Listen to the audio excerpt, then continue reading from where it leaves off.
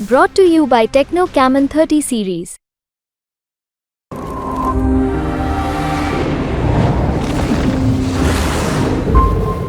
जो कांग्रेस तुष्टीकरण की नीति लेकर आई और पिछड़े वर्ग के आरक्षण को काटकर मुस्लिमों को देने का जो उन्होंने निर्णय लिया, तो उसका यहाँ पर भारी आक्रोश है। प्रधानमंत्री होता है और एक पद पे होता है, लेकिन उनकी जो भाषा से लोगों में जो ये हुई आहत हुई है, उससे काफ़ी लोगों में परिवर्तन भी हुआ है।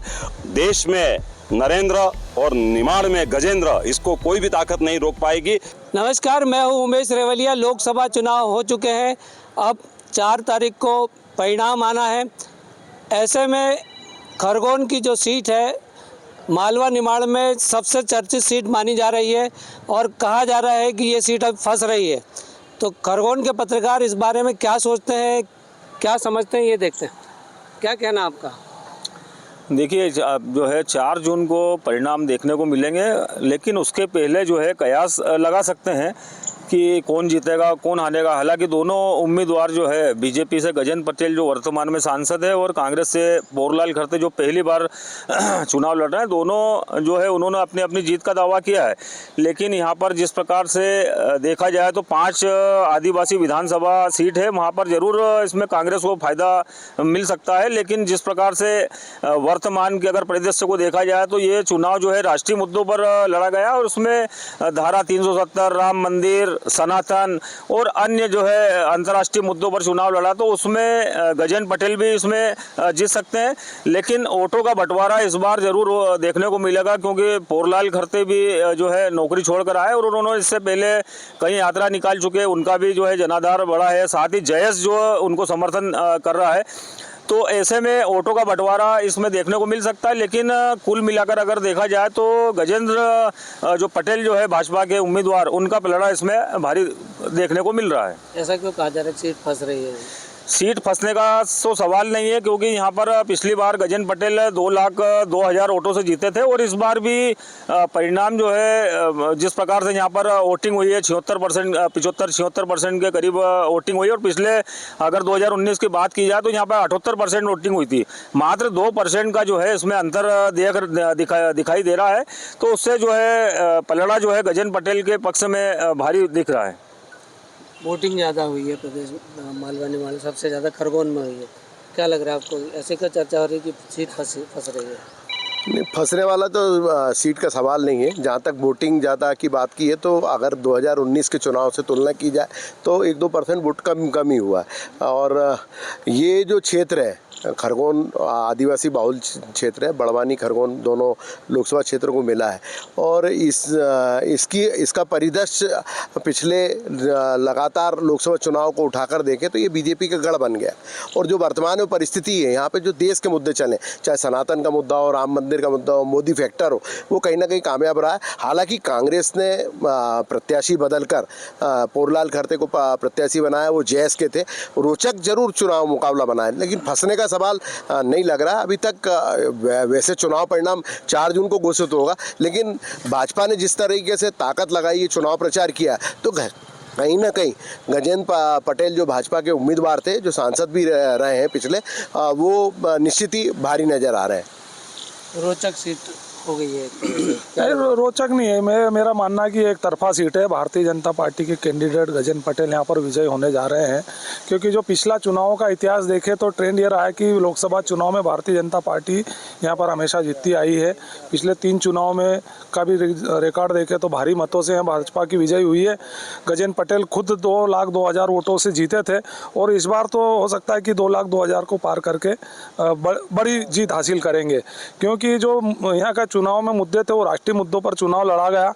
मोदी जी के नेतृत्व में जो भारतीय जनता पार्टी की 10 साल की सरकार ने जो काम किए हैं, विकास के कई कार्य इस क्षेत्र में भी हुए हैं। साथ ही जैसे मेरे बंधु ने बताया कि राम जन्मभूमि का मुद्दा, धारा 370 है, ट्रिपल तलाक है, और इसके साथ ही यहाँ पर एक फैक्टर और जो काम किया वो है मुस्लिम तुष्टीकरण का। जो कांग्रेस तुष्टीकरण की नीति लेकर आई और पिछड़े वर्ग के आरक्षण को काटकर मुस्लिमों को देने का जो उन्होंने निर्णय लिया, तो उसका यहाँ पर भारी आक्रोश है।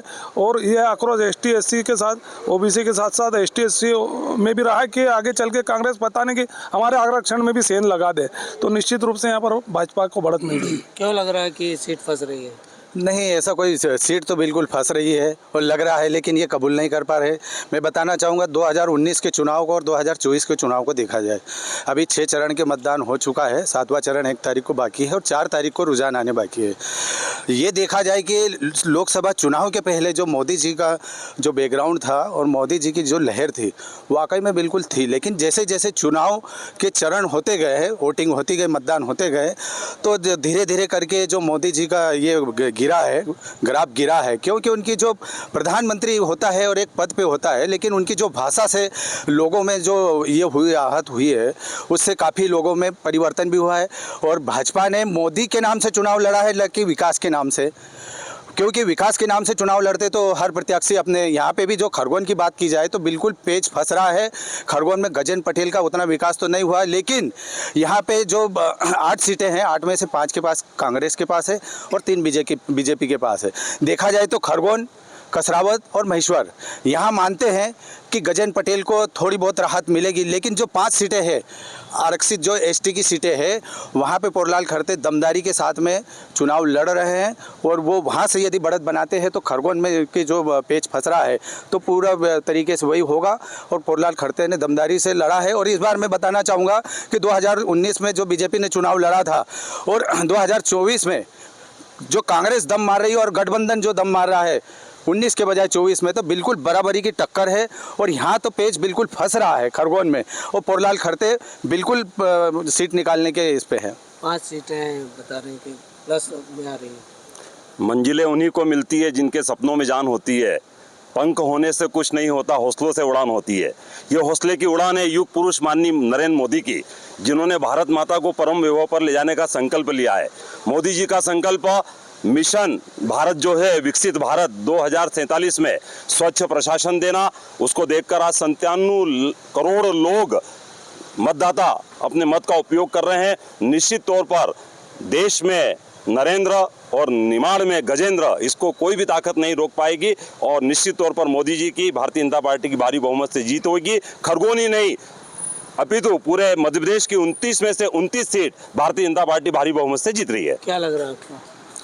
ये फंसने को लेके अलग अलग हम राय बता सकते हैं कि आमतौर पर हम देखते हैं कि हमारे निमाड़ में विधानसभा का चुनाव जो होता है वो एक अलग परिदृश्य के हिसाब से होता है और लोकसभा का अलग दृष्टिकोण से होता है। विधानसभा में जो चुनाव के परिणाम जो आए थे उसमें कांग्रेस को प्लस रहा था, तो लेकिन लोकसभा में उसकी जो स्थितियाँ काफ़ी बदल जाती है। इसका इतिहास भी रहा है कि लगातार बीजेपी यहाँ पर जीतती रही है। अब ये इस बार और दोबारा अगर ये रिपीट किया है प्रत्याशी को बीजेपी ने और कांग्रेस अगर मान रही है कि प्रत्याशी रिपीट होने पर वो हार जाता है तो हो सकता है कि ये मिथक भी इस बार टूट सकता है। लेकिन शुरुआती दौर में जो कांग्रेस ने जो दमखम के साथ यहाँ पर चुनाव लड़ा था उससे लग रहा था कि बराबरी वाला मामला है, लेकिन धीरे धीरे जैसे चुनाव का मतदान का समय निकट आता गया तो वो चीज़ें थोड़ी सी बदलती गई। मोदी की सभा के बाद थोड़ा सा पलड़ा ऊपर हो गया। हो सकता हो कि जीत हार का अंतर कम हो जाए, लेकिन ये सीट फंसती हुई तो नहीं नज़र आ रही है। हो सकता हो कि कम जीत के मार्जिन से ये निकल भी सकती है। मार्जिन कम हो सकता है लेकिन सीट नहीं फंस रही। क्या देखो, राष्ट्रीय स्तर पर और स्थानीय स्तर पर एक फर्जी नैरेटिव बदला गया है। पहले जो 400 पार की बात बीजेपी शुरू से एनडीए करते आ रहा है, ये 400 पार की बात में इस कदर फंस चुके हैं कि इन्होंने किया कि इसका तोड़ कैसे निकाला जाए। तो इन्होंने अभी एक नया नैरेटिव चालू किया है कि भाजपा 180 से आगे नहीं जा रही है, लेकिन ये फालतू बातें हैं। कारण क्या है कि मोदी जी का जो वर्चस्व है और पिछले 5-10 सालों में जो कार्य किए हैं उनके प्रति न तो असंतोष है और न उनका विरोध है। और यदि विपक्ष की बात माने तो मैंने पहले भी बताया था कि विपक्ष के 5 प्रकार के इन्होंने मतलब वो दिया है, अपना एजेंडा दिया हुआ है। आप पार्टी अलग दे रही है, कांग्रेस अलग दे रही है, इसके अलावा जो अन्य दल है उसके साथी दल हैं वो अपने अपने घोषणा पत्र जारी कर रहे हैं। तो आम जनता समझ ही नहीं पा रही है कि किसका घोषणा पत्र कौन पूरा करेगा। उनके 5 प्रधानमंत्री सामने नज़र आ रहे हैं, लेकिन मोदी जी के प्रति कोई विरोध नहीं है और खरगोन की जो सीट है, मैं आपको बताता हूं कि खरगोन, कसरावद, महेश्वर, बड़वानी, पानसेमल ये 50-50 हज़ार की लीड दे रहे हैं भारतीय जनता पार्टी को। और मुझे ऐसा लगता है कि भारतीय जनता पार्टी खरगोन से 2.5 लाख से ज़्यादा वोटों से जीतेगी, क्योंकि कांग्रेस के पास में ऐसे कोई मुद्दे नहीं है, कोई अच्छा नेता नहीं है। इसलिए मुझे नहीं लगता है कि यहाँ से भारतीय जनता पार्टी के अतिरिक्त तो कोई जीत सकता है। क्या लग रहा है आपको? ये खरगोन लोकसभा सीट शुरू से ही मतलब पिछले 15 सालों से यहाँ रिकॉर्ड देखा जाए तो 15 सालों से यहाँ भाजपा का कब्जा है और स्थानीय स्तर पर कहीं ना कहीं एंटी इनकम्बेंसी देखी जा रही है, पर वो बड़े लेवल पे नहीं सामने आ रही है। तो इस बार भाजपा के वोट में थोड़ा कमी आएगी, लेकिन भाजपा मजबूती के साथ यहाँ है, पर वोट शेयर ज़रूर उनका कम हो सकता है।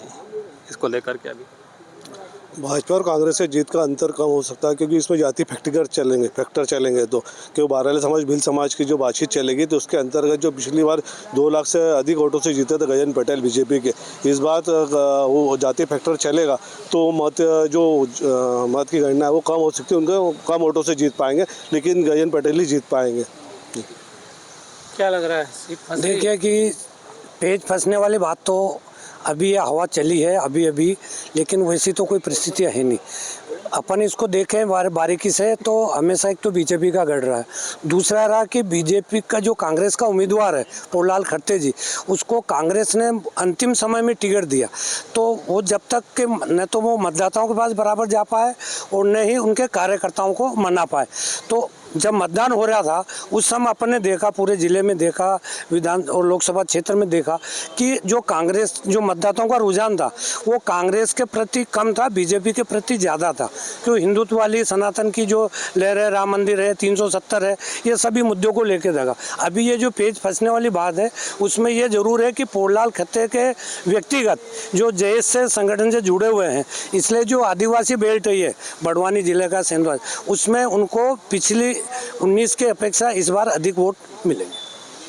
क्या लग रहा है आपको? एंटी इनकम्बेंसी अगर पड़ती है तो इसमें ये आप मान लें कि खरगोन ज़िले में जो लोकसभा का अभी चुनाव हुआ है उसमें बेरोजगारी और महंगाई को अगर हम माने तो ज़रूर बीजेपी को इसमें नुकसान होने की उम्मीद लग रही है।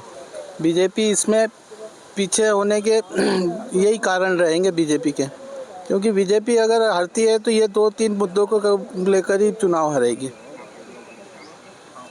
क्या स्थिति बनेगी? निश्चित रूप से भारतीय जनता पार्टी को बढ़त दिख रही है, क्योंकि प्रदेश में भाजपा की सरकार होने से और जो भाजपा का डबल इंजन का नारा है और मोदी जी का सशक्त नेतृत्व है, 10 साल का उनका कार्यकाल है जनता के सामने, और भारत तेज़ी से बढ़ती अर्थव्यवस्था है, 5वीं अर्थव्यवस्था बन चुका है और मोदी मिशन 1947 में तीसरी सबसे बड़ी आर्थिक शक्ति बनने की ओर है।